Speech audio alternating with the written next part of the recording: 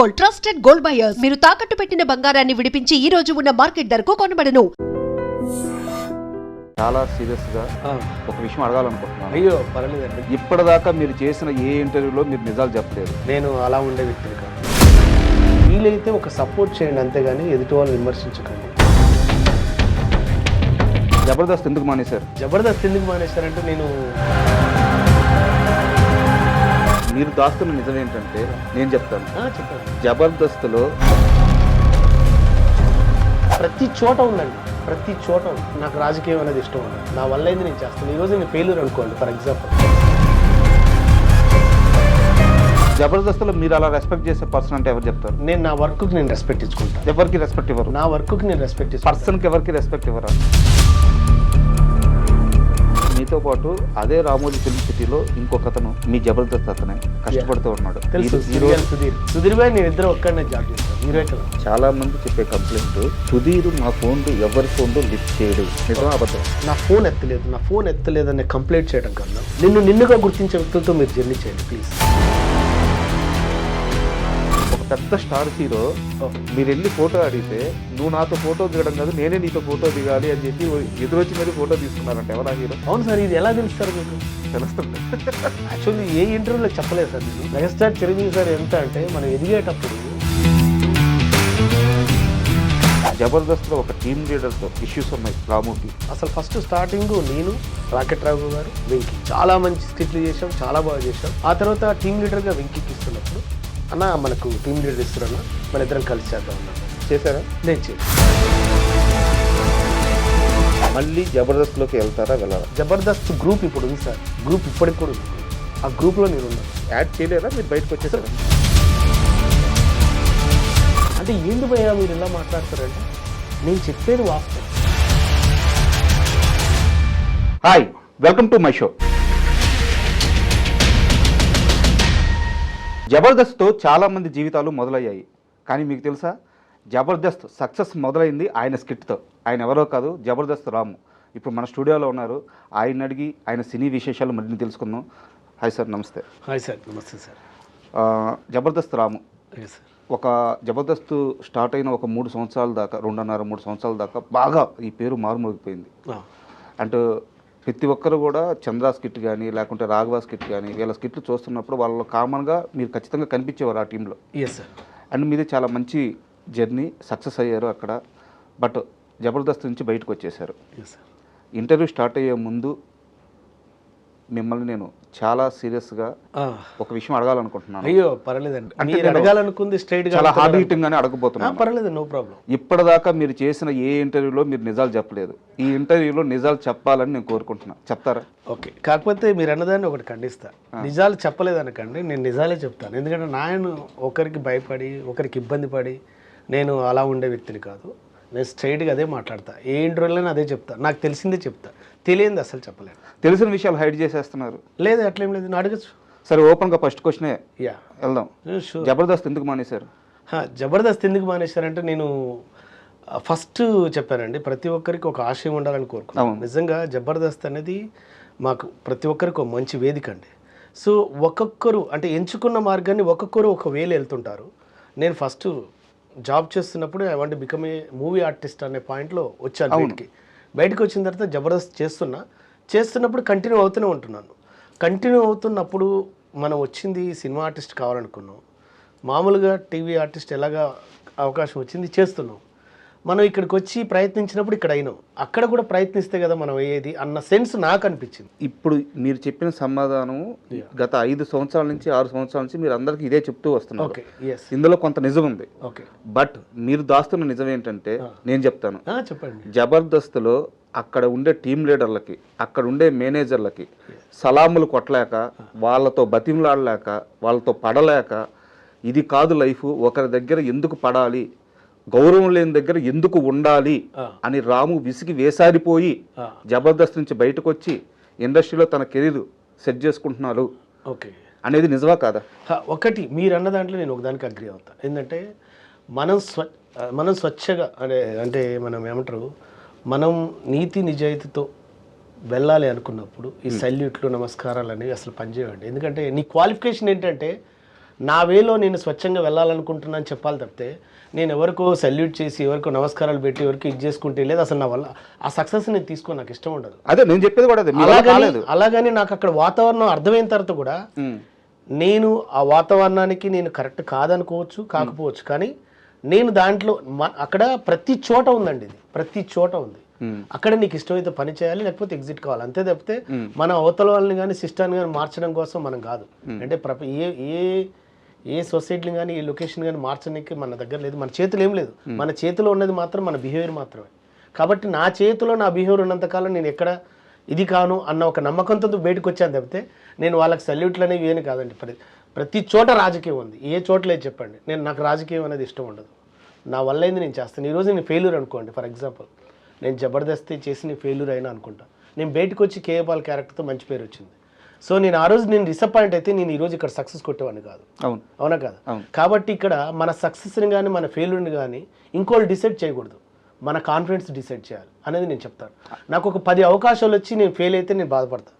నాకు 10 అవకాశాలు రాలే, నాకు ఒక బఫేలాగా 10 సార్లు ఇస్తే కూడా నువ్వు ఏంట్రా అంటే దానికి నీ గ్యారంటీ ఇది చేస్తా. నువ్వు ప్రసాదం ఇచ్చి భయ్యా నువ్వు ఏది భయ్యా అని అంటే అట్లా కాదు కదా. ప్రతి ఒక్కరికి ఒక ఫ్రీడమ్ కోరుకుంటారు, ప్రతి ఒక్కరికి ఒక వే కోరుకుంటారు, ప్రతి ఒక్కరి క్వాలిఫికేషన్ ఎదుటి వాళ్ళకి ఇన్స్పైర్ కావాలని కోరుకుంటాను తప్పితే చీకటిలో జరిగే ప్రతిదీ ఇన్స్పైర్ కావాలంటే నా వల్ల కాదు. సో అక్కడ చీకటి కోణాలు, చీకటి రహస్యాలు, సలాములు కొట్టించుకునే టీం లీడర్లు, అమాయకంగా పిల్లలు తమ వెంక తిప్పుకునే మేనేజర్లు, వీళ్ళందరూ జబర్దస్త్లో ఉన్నారు. అంటే జబర్దస్త్ అని కాదండి, నేను జబర్దస్త్ అని పర్టికులర్ చెప్పను. ఆ వేలో వెళ్ళేవారు ఆ వేని ఎంజాయ్ చేస్తారు, ఆ వేని ఇష్టపడతారు, అలానే ఎదగాలనుకుంటారు. నేను అలాంటి వేకు నేను క్వైట్ అపోజిట్. నువ్వు ఎదుటి వాళ్ళకి చేతినిచ్చినా ఇవ్వకపోయినా పర్లేదు, కానీ వాడు ఎంతో కాన్ఫిడెంట్తో వస్తాడు. ఆ కాన్ఫిడెన్స్ని మీరు కొలాప్స్ చేయొద్దు, దానికి కారకులం మనం కావద్దు. నీకు వీలైతే ఎంకరేజ్ చేయి, లేకపోతే లేదు, అంతే.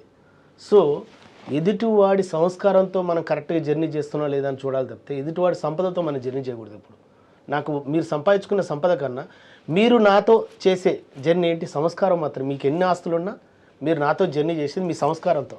అంటే వాడు మంచివాడు రా పర్వాలేదు మాట్లాడదాం అనుకున్నప్పుడు మాత్రమే నాకు గొప్పగా అన్న ఆలోచన ఉంటుంది. ఆయనకు 100 కోట్లు ఉన్నాయంటే 100 కోట్లు నాతో జర్నీ చేయవు కదా. నువ్వు నాతో మాట్లాడే విధానం, నువ్వు పలకరించే విధానం, చేతినిచ్చే విధానం, ప్రజెంట్ చేసే విధానం, అరే సార్ భలేగా ఉన్నారు, మంచి వ్యక్తి, ఏమన్నా ఉంటే మీ దగ్గర ఓపెన్ అవుతుంది. ఒక నిమిషం అంటే మీ బాధ నాకు అర్థమవుతుంది, ఏం చెప్తున్నారో కూడా నాకు అర్థమవుతుంది. మొత్తం అన్ని ఇండైరెక్ట్గా చెప్తున్నారు. మీరు ఫేస్ చేసిన చాలా ఇబ్బందులు జబర్దస్త్లో నాకు తెలుసు. రాజా గారు ఒకటి ఏమంటారంటే స్వతహాగా తల్లిదండ్రులని కాదండి, కల్మషం లేని ప్రతి చేతు దగ్గర మేము కూడా కళ్ళ మీద పడి నమస్కారాలు తీసుకుంటాం. అక్కడ కల్మషం లేదు కాబట్టి. సో అది నేను తప్పుగాని కూడా అనను. ఎందుకంటే దేవుడు బ్లెస్సింగ్స్ కోరుకున్నప్పుడు దేవుని దగ్గర పోయి దండం పెట్టుకుంటాం. అది దేవుడి ఆశీర్వాదంతో, దేవుడి మీద నమ్మకంతో నాకు ఈరోజు ఇది జరిగిందని. అలానే అసలు ఏ పరిచయం లేని వ్యక్తి కూడా కల్మషం లేకుండా ఒక చేతిని ఇస్తాడు చూసావు, వాళ్ళ దగ్గర కూడా దండం పెట్టుకుంటా. అదేంటి అలా పెట్టుకున్నాను కాదు, అక్కడ మన ఆలోచనని మన సంస్కారాన్ని గుర్తించిన వ్యక్తి కాబట్టి నా రెస్పెక్ట్ సార్, మా పెంపకం విధానం నమస్తే పెట్టుకుంటాను. జబర్దస్త్లో మీరు అలా రెస్పెక్ట్ చేసే పర్సన్ అంటే ఎవరు చెప్తారు? నేను నా వర్క్కి నేను రెస్పెక్ట్ ఇచ్చుకుంటాను. ఎవరికి రెస్పెక్ట్ ఇవ్వరు? నా వర్క్కి నేను రెస్పెక్ట్ ఇచ్చుకుంటాను. పర్సన్కి ఎవరికి రెస్పెక్ట్ ఇవ్వరా? ఒకటి చెప్పనా, ఒక పర్సన్లోనే ఇన్ని క్వాలిటీస్ ఉన్నాయని చెప్పండి, అన్ని క్వాలిటీస్ ఉన్నాయని చెప్పండి, లేవు కదా. అలా ప్రతి పర్సన్లో నేను వాళ్ళ దగ్గర ఉన్న క్వాలిటీస్ నేను తీసుకుంటా, అన్క్వాలిటీస్ నేను తీసుకోను. అంటే నాకు గురువు అని చెప్పుకునే వాళ్ళు ఎవరు లేరా మీకు జబర్దస్త్? అట్లని కదా, నేను స్వతగా ఫస్ట్ నుంచి మిమిక్రీ ఆర్టిస్ట్కి వస్తున్నాను. తర్వాత నన్ను గుర్తించింది చంద్రన్న, రాము నువ్వు ఎలా చేస్తున్నావు అని చెప్పాను. ఇలా చేస్తున్నా అంటే నువ్వు నా దాంట్లో చేయాలన్నాడు. ఓకేనా సరే అన్న డన్ అని చేశాను. ఆ తర్వాత రాకెట్ రావు గారు పిలిచారు, చేశాను. అభి అన్న చెప్పాడు, చేశాను. అలా వెళ్ళాను. మీ ప్రయాణంలో కాస్త వెనక్కి వెళ్తే మీరు చదువు అయిపోయిన తర్వాత, ఇంటర్ అయిపోయిన తర్వాత రామోజీ ఫిల్మ్ సిటీలో జాబ్లో జాయిన్ అయ్యారు. అవునండి. ఏం జాబ్ అంటే అది? నేను హోటల్ ఇండస్ట్రీలో చేశాను. హోటల్ ఇండస్ట్రీలో చేశాను. ఓకే. నేను స్టార్టింగ్లో వెయిటర్గా జాయిన్ అయ్యి అసిస్టెంట్ మేనేజర్గా రిజైన్ చేసి వచ్చేటప్పుడు కూడా నాకు ప్రమోషన్ ఇస్తుంటే నేను వద్దన్నా. వెయిటర్గా ఎంత మీ జీతం? నాకు అప్పుడు 850, 850 రూపాయలకు నేను జాయిన్ అయ్యాను. ఆ తర్వాత బయటకు వచ్చేటప్పటికి నాకు ప్రమోషన్ ఇస్తారు. సార్ కూడా మేనేజర్ శ్రీనివాస్ గారు స్టిల్ వర్కింగ్ చెప్పారు, రాము ఇట్లా ఇస్తున్నాను రా అంటే ప్రమోషన్ అంటే వద్దు సార్ అన్న. అదేంటంటే వద్దు సార్, ఆ సర్టిఫికేట్ చాలా వాల్యూది, అది నేను కాకుండా ఇంకొకరికి ఇస్తే వాళ్ళకి లైఫ్ ఉంటుందని నేను ఆ సర్టిఫికేట్ కూడా వద్దు సార్ అని వదిలేసుకుని వచ్చాను. అదే సమయంలో మీతో పాటు అదే రామోజీ ఫిల్మ్ సిటీలో ఇంకొక అతను మీ జబర్దస్త్ అతనే కష్టపడుతూ ఉన్నాడు. తెలుసు, సుధీర్. ఎవరు? సుధీర్ భాయ్ నేను ఇద్దరు ఒక్కడనే జాబ్ చేసాం హీరోయికలో. అదే 800 జీతం అయింది కూడా అప్పుడు. అక్కడ 800 జీతమా అనేది మనకు అప్పుడు వాళ్ళకి అంటే తను ఏంటంటే క్లోజ్అప్ మెజిషియన్ అనమాట. అంటే కస్టమర్ ఏమంటారు అక్కడికి విజిటింగ్కి వస్తారు కదా, వాళ్ళ దగ్గరనే క్లోజ్గా మ్యాజిక్ చేసేది. You see this coin, ya now there is no coin అట్లా చేసేది. వాళ్ళ శాలరీస్ మనం ఇప్పుడు మాకైతే అప్పుడు బేసిక్ అంత ఇచ్చారు, వాళ్ళకి ఎంత ఇస్తారు అనేది మనం డిస్కస్ చేయను. కానీ సుధీర్ భాయ్ నాకు అప్పటి నుంచి నాకు ఫ్రెండ్ అనమాట. అట్లా అండ్ ఈ రోజు సుధీర్ గారిని చూస్తే ఎలా అనిపిస్తుంది అంటే ఇప్పుడు ఆయన చాలా ఒక గర్వం. పెద్ద స్టార్ హీరో, భయంకరమైన ఫ్యాన్ బేస్ ఉంది ఆయనకి డిజిటల్ సోషల్ మీడియాలో. సో ఆయన ఆ రేంజ్లో ఉన్నారు కదా. సో ఆయన స్టార్టింగ్ స్టేజ్ అంతా చూశారు మీరు, ఆయన ఎక్కడి నుంచి వచ్చారో మీరు చూశారు, ఎక్కడికి వెళ్ళారో మీరు చూస్తున్నారు, మీ కళ్ళ ముందే ఆయన జర్నీ అంతా ఉంది. సో ఆయన జర్నీ చూసినప్పుడు ఎలా అనిపిస్తుంటుంది? చాలా హ్యాపీగా ఉంటుందండి, చాలా గర్వంగా ఉంటుంది. రీసెంట్గా కూడా ఒక మూవీ ఓపెన్ అయింది. ఒకటండి అదేంటి చెప్తున్నా కదా, ఒక్కొక్కరు ఒక వేలు వెళ్తుంటారు, ఒక్కొక్కరికి ఒక వాతావరణం కలిసి ఉంటుంది అంతే. ఇప్పుడు మీరు పలానా దగ్గర ఉన్నారనుకో, ఆ చుట్టుపక్కల ఉన్న ఫెసిలిటీస్ని బట్టి నీకు ఆటోమేటిక్గా ఫోకస్ అవుతుంది. మనం ఉండే విధానం కావచ్చు, కలిసే మనుషులు కావచ్చు. అట్లా సుధీర్ భాయ్ డౌన్ టు ఎర్త్ ఫస్ట్ నుంచి. తను యాజ్ ఏ ఫస్ట్ మ్యూజిషియన్, తర్వాత గేమ్ ఆర్గనైజర్, ఆ తర్వాత టీవీ. అసలు ఇంకా లోతుగా చెప్పాలంటే ఫస్ట్ స్కిట్ ప్రాక్టీస్ చేసింది నేను, సుడిగాల్ సుధీర్ భాయ్ అండ్ వేణు అన్న అండ్ ఇంకో అబ్బాయి టింకు అన్న. ఫస్ట్ స్కిట్ అది ప్రాక్టీస్ చేస్తున్నప్పుడు తను టింకు అనే అబ్బాయి నన్ను పిలిచినప్పుడు అన్న అదంటే అరే నువ్వు చేయరారామా అన్న. నేను వద్దన్న, నన్ను పిలిచిన వాళ్ళని పక్కన పెట్టి నేను చేయనన్నా, అది అయిన తర్వాత చేస్తాను వెయిట్ చేస్తున్నాను అన్నమాట. వెయిట్ చేస్తున్నప్పుడు చంద్రన్ నన్ను పిలిచాడు. అట్లా సో చాలా గర్వంగా ఉంటుందండి. ఎందుకంటే సుధీర్ భాయ్ ఈరోజు ఎదుగుతూ 10 మందికి ఆదర్శంగా అవుతున్నప్పుడు మాకు కూడా హ్యాపీగా ఉంటుందండి అంతే. అండ్ ఇక్కడ ఒక చిన్న విషయం ఏంటంటే, చాలామంది చెప్పే కంప్లైంట్, సుధీర్ మా ఫోన్లు ఎవరి ఫోన్లు లిఫ్ట్ చేయడు, మాకు టచ్లోకి రాడు, తనకి అత్యంత సన్నిహితమైన 2-3 ఆర్టిస్టులు ఉన్నారు, వాళ్ళ ఫోన్లు మాత్రమే లిఫ్ట్ చేస్తారు, మేము జబర్దస్త్ ఫ్యామిలీయే, మాతో పాటు కలిసి స్కిట్లు చేశాడు, మాతో పాటు జర్నీ ఉంది, మాతో పాటు తిన్నాడు, ఒకవేళ వస్తే మళ్ళీ ఈరోజు కూడా తింటాడు, కానీ ఫోన్ మాత్రం లిఫ్ట్ చేయడు అని చాలామంది చెప్తున్న కంప్లైంట్. నిజమా అబద్ధమా? ఓకే, అంటే నేను కంప్లైంట్ నిజమా అబద్ధం అన్న దానికన్నా ఒక విషయం చెప్తానండి. ఎందుకంటే ఇప్పుడు మన పనిలో మనం బిజీగా ఉన్నాం, నా ఫోన్ ఎత్తలేదు అనే కంప్లైంట్ చేయడం కన్నా నిన్నుగా గుర్తించే వ్యక్తులతో మీరు జర్నీ చేయండి ప్లీజ్. అంటే నువ్వు ఎదుటి వాళ్ళ మీద మనం కంప్లైంట్ చేయడం కన్నా మనల్ని రిసీవ్ చేసుకునే వ్యక్తులతో మనం జర్నీ చేయడం విన్నాట.